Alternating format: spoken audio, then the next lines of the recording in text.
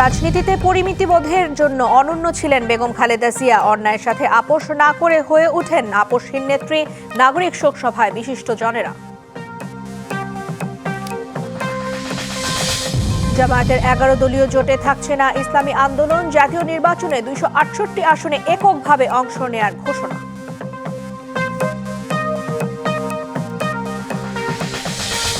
Appeal নিষ্পত্তির সপ্তম দিনে প্রার্থিতা ফিরে পেলেন 18 জন। হ্যাঁ ভোটে স্বৈরাচারের বিরুদ্ধে রেড কার্ড দেখাবে জনগণ, আশা প্রধান উপদেষ্টার প্রেস সচিবের।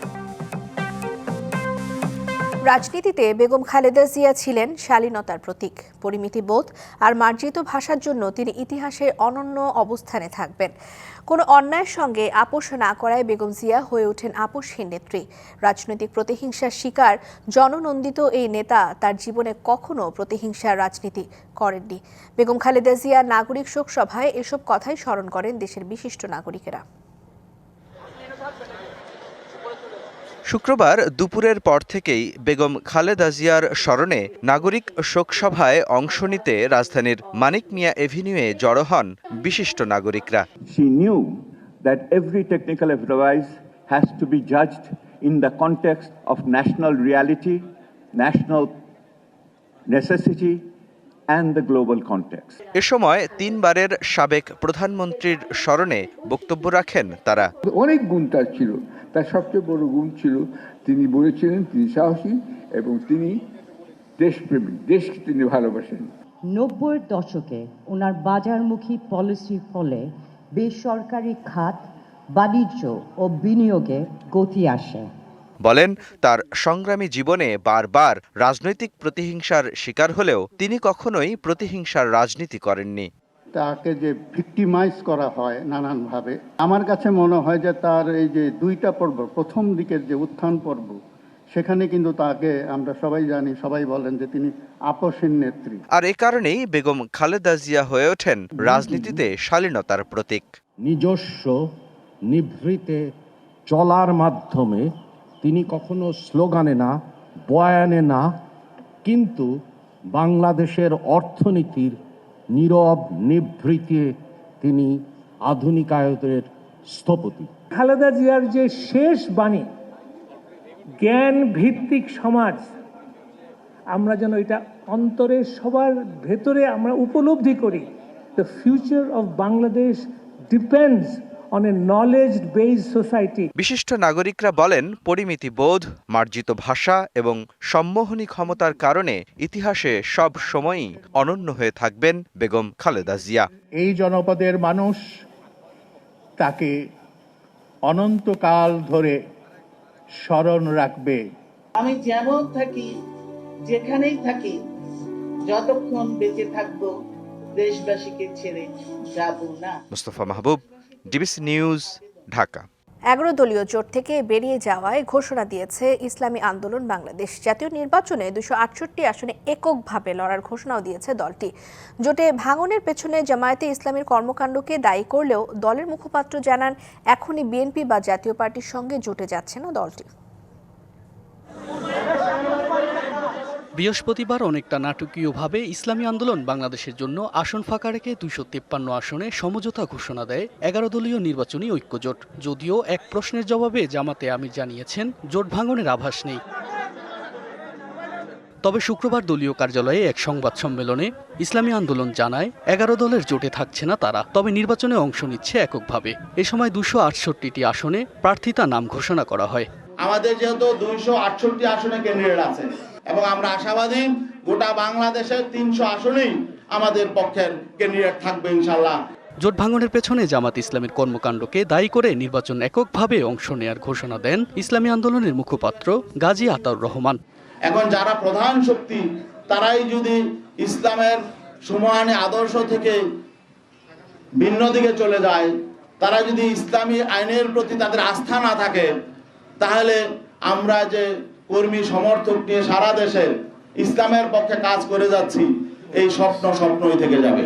তবে জোট ভাঙলেও এখনো বিএনপি বা জাতীয় পার্টির সঙ্গে জোট গঠনের সম্ভাবনা নেই বলেও জানান দলটির নীতি নির্ধারণী পর্যায়ের এই নেতা।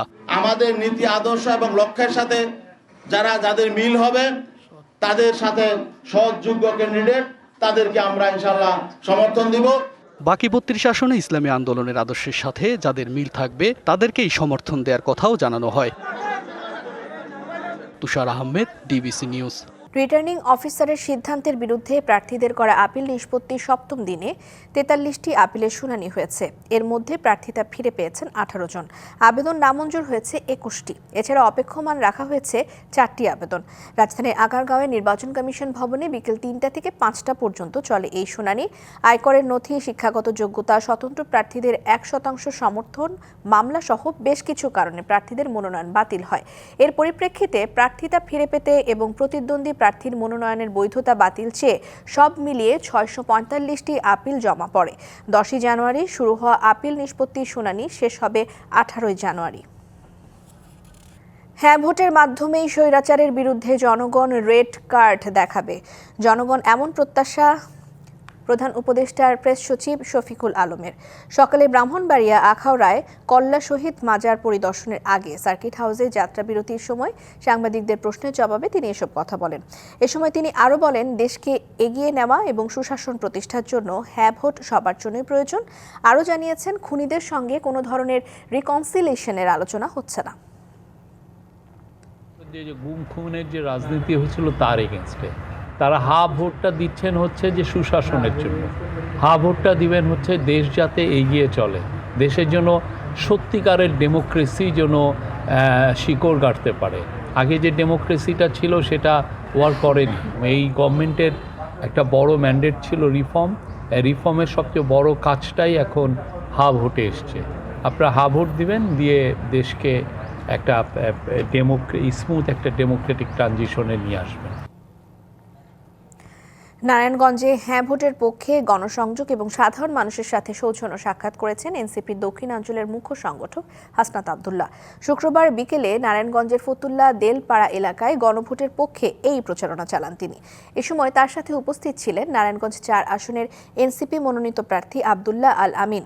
এদিন গণসংযোগের পূর্বে দেলপাড়া এলাকায় জুলাই আন্দোলনের শহীদ আদিলের বাবার সাথে সাক্ষাৎ করেন হাসনাত আব্দুল্লাহ।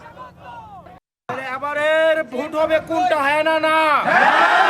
এবার আমাদের প্রথম ভোট হ্যাঁ ভোটের পক্ষে। অ্যাডভোকেট আলামিন, আপনাদের সন্তানের দায়িত্ব আপনাদেরকে নিতে হবে ইনশাআল্লাহ। আলামিন ভাই আপনাদের সন্তানকে কিভাবে সফল করবে সেটা দায়িত্ব হচ্ছে তার পরিবারের। পাবনা ১ এবং ২ আসন থেকে আগে যারা মনোনয়নপত্র জমা দিয়েছিলেন, ত্রয়োদশ সংসদ নির্বাচনে অংশ নিতে চাইলে তাদের নতুন করে মনোনয়নপত্র জমা দিতে হবে রবিবারের মধ্যে।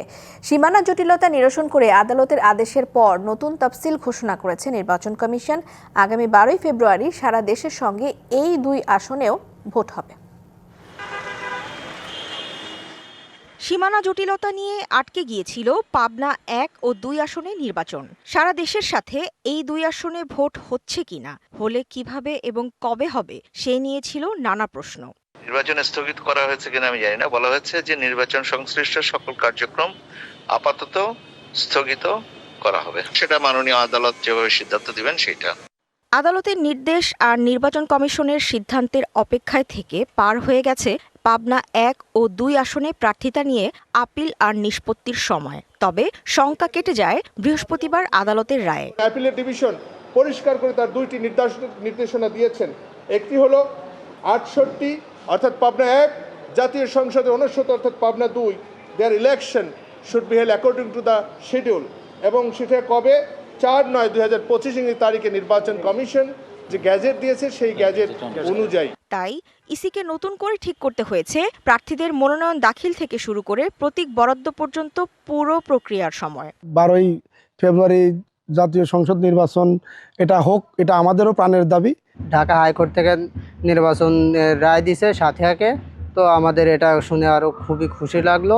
সাথিয়ার আমরা তরুণ ভোটাররা আমরা খুবই উচ্ছ্বসিত এবং আনন্দিত। রবিবার পর্যন্ত মনোনয়ন জমা নেওয়ার পর যাচাই হবে পরদিন।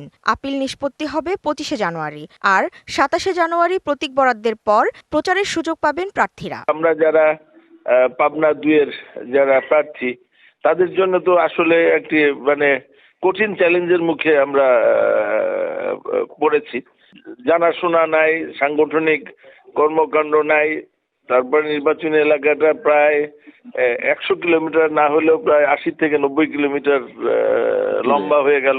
সীমানা বিরোধে নির্বাচনে অংশ নিতে ভোগান্তি হলেও অবাধ, সুষ্ঠু ও নিরপেক্ষ ভোটের প্রত্যাশায় প্রার্থী ভোটার সবাই। Humaira Faruqui, DBC news, Dhaka. ত্রয়োদশ জাতীয় সংসদ নির্বাচনে ভোটের দিন ঠিক হয়েছে 12 ফেব্রুয়ারি। সারা দেশে বইছে সেই ভোটের হাওয়া। এ নিয়ে কি ভাবছেন সাধারণ মানুষ থেকে শুরু করে আগামী জনপ্রতিনিধিরা, সে কথা জানাতে ডিবিসি নিউজের ইলেকশন এক্সপ্রেস ছুটে যাচ্ছে সব সংসদীয় আসনে। এখন আছে সংসদীয় আসন 242 হবিগঞ্জ 4-এ। সিএসআরএম ডিবিসি ইলেকশন এক্সপ্রেস অনুষ্ঠানে আজ আমার সাথে রয়েছেন, আমরা এখন রয়েছি হবিগঞ্জ 4 আসনে। আজ আমার সাথে রয়েছেন খেলাফত মজলিসের কেন্দ্রীয় শ্রম বিষয়ক সম্পাদক মোহাম্মদ আব্দুল করিম। আপনাকে স্বাগত জানাচ্ছি। প্রথমে জানতে চাইব যে এই আসনটিতে আপনারা তো জনগণের কাছে ছুটে গেছেন, জনগণ আসলে কি চাইছে আপনাদের কাছে? একজন জনপ্রতিনিধি নির্বাচিত হওয়ার পর আপনার প্রার্থী আসলে কি কি বিষয়ে কাজ করবেন? ধন্যবাদ ডিবিসি নিউজকে। আমরা বিগত দিনে যে কার্যক্রমগুলো পরিচালনা করেছি, জনগণের প্রত্যাশা হচ্ছে যে বাংলাদেশের স্বাধীনতার 54 বছর পেরিয়ে মানুষের যে সামাজিক সাম্য, ন্যায় বিচার এবং সুবিচার প্রতিষ্ঠার কথা ছিল তারা অনুপস্থিত মনে করছে। এবং বিশেষ করে 24-এর জুলাই গণ অভ্যুত্থানের পরবর্তী সময়ে মানুষের প্রত্যাশা অনেক বেশি। মানুষ মনে করছে যে নির্বিঘ্নে নির্দ্বিধায় তারা ভোট দিয়ে তাদের মনের মতো প্রতিনিধি যাতে প্রেরণ করতে পারে এবং প্রতিষ্ঠিত করতে পারে, সেটাই জনগণের প্রত্যাশা। একটু বলতে চাই, এই আসনটি আসলে শিল্প এবং কৃষি, তার পাশাপাশি চা শ্রমিক বা চা বাগানের একটা আধিক্য রয়েছে। সেই বিষয়ে আপনারা কি ভাবছেন? সেই মানুষগুলোর চাওয়াগুলো কি আসলে প্রথমত হচ্ছে আমাদের এখানে আপনি যদি শিল্পের কথা বলেন, যে সমস্ত শিল্প প্রতিষ্ঠান গড়ে উঠেছে সেখানে হাজার হাজার শ্রমিকরা সেখানে কাজ করছে, কিন্তু সেই শিল্প প্রতিষ্ঠানগুলোর যে পরিবেশ বান্ধব পরিবেশ যেটা, এটা আমাদের অত্র অঞ্চলের জন্য একটা হুমকি হয়ে দাঁড়িয়েছে। ইতিমধ্যে আপনারা লক্ষ্য করেছেন বিভিন্ন সময়ে বিভিন্ন সামাজিক সংগঠন, পরিবেশবাদী সংগঠন এই সমস্ত নিয়ম বহির্ভূত কলকারখানাগুলো যেগুলো স্থাপন হয়েছে, শিল্প প্রতিষ্ঠান স্থাপন হয়েছে, এগুলোর বিরুদ্ধে আমাদের হবিগঞ্জের 4 নির্বাচনী আসনের জনগণ খুবই স্বতঃস্ফূর্ত। তারা চায় যে শিল্প প্রতিষ্ঠান গড়ে উঠুক, কিন্তু পরিবেশকে সংরক্ষণ করার মধ্য দিয়ে যাতে তারা তাদের শিল্প প্রতিষ্ঠান পরিচালনা করেন। আর আপনি সাথে সাথে চা শ্রমিকদের কথা বলেছেন, হ্যাঁ সত্যিই আমাদের হবিগঞ্জ 4 আসনে প্রায় লক্ষাধিক চা শ্রমিকরা এখানে বসবাস করছে। 54 বছর হয়েছে দেশ স্বাধীন হয়েছে। এই চা শ্রমিকদেরকে সবাই টার্ম কার্ড হিসাবে ব্যবহার করেছেন। আপনারা জানেন তাদের ন্যূনতম মজুরি এখনও তাদের জীবনমান উন্নয়নের জন্য যথেষ্ট নয়। ইনশাল্লাহ আমরা চাই যে এই চা শ্রমিকদের ভাগ্য উন্নয়নের জন্য আমরা অনেক মাস্টার পরিকল্পনা এনেছি, যেটা আমাদের আগামী নির্বাচনী ইশতেহারে আমরা প্রকাশ করব। আমরা চাই এই শ্রমিকরাও মানুষ। একজন উচ্চশিক্ষিত চাকরিজীবী যেভাবে তার বাজার করতে হয়, একজন শ্রমিকও কিন্তু তার বাজার করতে হয়, কিন্তু বাজারের মূল্য এবং শ্রমিকের যে আপনার ইনকাম, সেই ইনকামের সাথে বিশাল আকাশ পাতাল পার্থক্য। এবং আমাদের এখানে 54 বছরে যারা জনপ্রতিনিধি ছিলেন তাদেরকে টার্ম কার্ড হিসাবে সরকারি দলের লোকজন ব্যবহার করেছেন, ভোট নিয়েছেন, কিন্তু কেউ আদা রক্ষা করেননি। আমরা চাই তাদের যে মনের বাসনা, সেই বাসনাটা পূরণ করতে, তাদের ন্যূনতম মজুরি বৃদ্ধি করতে এবং তাদের জীবনমান উন্নয়নের জন্য আমাদের অনেক ব্যাপক পরিকল্পনা আছে, যেটা আমরা ইশতেহারে ইনশাআল্লাহ পেশ করব। এই আসনে আরও প্রার্থী রয়েছেন, বিশেষ করে বিএনপির প্রার্থী রয়েছেন। সব মিলিয়ে ভোটের মাঠের পরিস্থিতিটা কি? আপনারা কতটুকু প্রত্যাশা করছেন? আমরা প্রত্যাশা করছি এবং আশঙ্কাও করছি।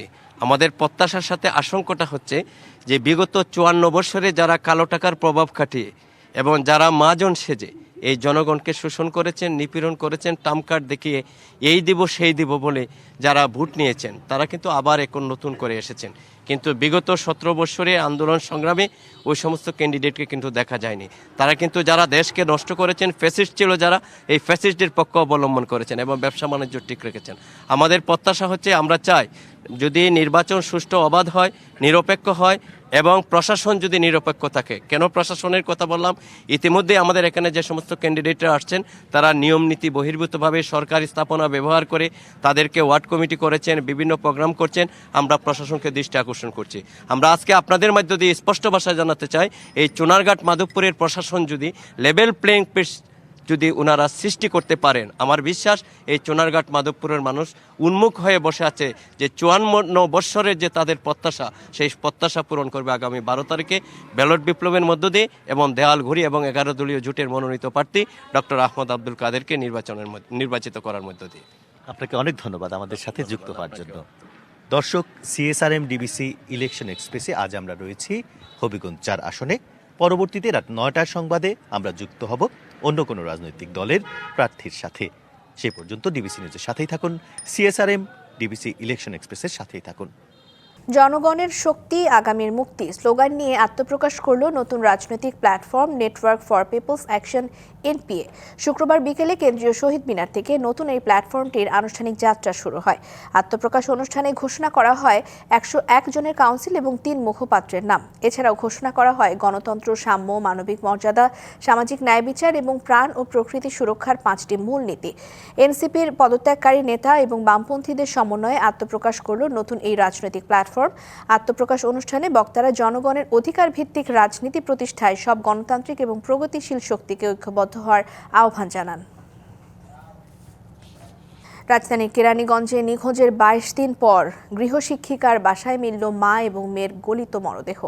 এই ঘটনায় গৃহশিক্ষিকা এবং তার স্বামীকে আটক করেছে পুলিশ। নিখোঁজের পর 27 ডিসেম্বর জিডি করা হলেও তাদের বাসায় পুলিশ তল্লাশি করেনি বলে অভিযোগ নিহতের স্বজনদের। এদিকে দায় স্বীকার করে জবানবন্দি দিয়েছেন গৃহশিক্ষিকা মিম। পরে তাকে আদালতে পাঠানোর নির্দেশ দেয় আদালত। ঘরের মধ্যে মা মেয়ের মরদেহ, মা রোকেয়ার মরদেহ বস্তায় ভরে খাটের নিচে, আর মেয়ে ফাতেমার মরদেহ রাখা ঘরের ফলস ছাদে। তার মধ্যেই হুমায়ুন ও মিম দম্পতি সংসার করে যাচ্ছিলেন 22 দিন ধরে। দুর্গন্ধ ছড়িয়ে পড়লে এলাকার মানুষ খবর দেন পুলিশকে। তারপর মিম ও হুমায়ুনকে জিজ্ঞাসাবাদের জন্য নেওয়া হয় কেরানীগঞ্জ মডেল থানায়। রোকেয়া ও ফাতেমা 25 ডিসেম্বর থেকে নিখোঁজ হওয়ার পর থানায় জিডি করেন স্বজনরা। তাদের অভিযোগ, এরপর বারবার বলার পরও ব্যবস্থা নেয়নি পুলিশ। আর পুলিশ বলছে 25 ডিসেম্বর সিসিটিভি ফুটেজে ফাতেমাকে মিমের কাছে প্রাইভেট পড়ে বেরিয়ে যেতে দেখেছে তারা, তাই বাসা তল্লাশির প্রয়োজন পড়েনি। আমরা তদন্ত করে খোঁজ করে বের করার চেষ্টা করতেছিলাম যে তারা কোথায় আছে। তাদের মোবাইলগুলো বন্ধ হয়ে গেছে। একটা মোবাইলই শুধু কেবল ভদ্র মহিলার মোবাইলটা অন হয়েছিল ঢাকাতে। আমরা ওই আঙ্গিকেই কাজ করতেছিলাম। অথচ থানায় এসে সিসিটিভি ফুটেজ ঘেটে দেখা গেল সেটি ছিল নিখোঁজ হওয়ার আগের দিন 24 ডিসেম্বরের। আমরা জিজ্ঞাসাবাদের জন্য ওদেরকে নিয়ে গেছি। জিজ্ঞাসাবাদে অবশ্যই আমরা এটা অ্যাসাইনমেন্ট করতে পারবো। এই অসঙ্গতি কেরানীগঞ্জ থানার ওসি স্বীকার করলেও ক্যামেরার সামনে কথা বলতে রাজি হননি। Humaira Faruqui, TBC news. পবিত্র শবে মিরাজ আজ। ইবাদত বন্দেগীতে রাত কাটাবেন মুসলমানরা। হিজরি সনের রজব মাসের 26 তারিখে শবে মিরাজ পালিত হয়। ইসলাম ধর্মীয় বিশ্বাস অনুযায়ী মিরাজের রাতে হযরত মুহাম্মদ সাল্লাল্লাহু আলাইহি ওয়াসাল্লাম আল্লাহর সাক্ষাৎ লাভ করেছিলেন। এই রাত মহান সৃষ্টিকর্তার অসীম কুদরত এবং রহমতের স্মারক হিসেবে বিশেষ মর্যাদা মুসলমানদের কাছে। আত্মশুদ্ধি এবং আল্লাহর নৈকট্য লাভের জন্য কোরআন তেলাওয়াত, নামাজ, জিকির, দুয়া দুরুদ, মিলাদ মাহফিলের মধ্য দিয়ে রাত কাটান তারা। শবে মিরাজ উপলক্ষে ইসলামিক ফাউন্ডেশনের আয়োজনে বাদ জুমা, বায়তুল মুকাররম জাতীয় মসজিদে আলোচনা সভা, দোয়া এবং মোনাজাতের আয়োজন করা হয়। সংবাদে এই ছিল এখনকার মতো। ডিবিসি নিউজের সংবাদগুলো পড়তে ভিজিট করুন dbcnews.tv আর ভিজিট করুন ডিবিসি নিউজের ফেসবুক পেজ এবং ইউটিউব চ্যানেল। সঙ্গেই থাকুন।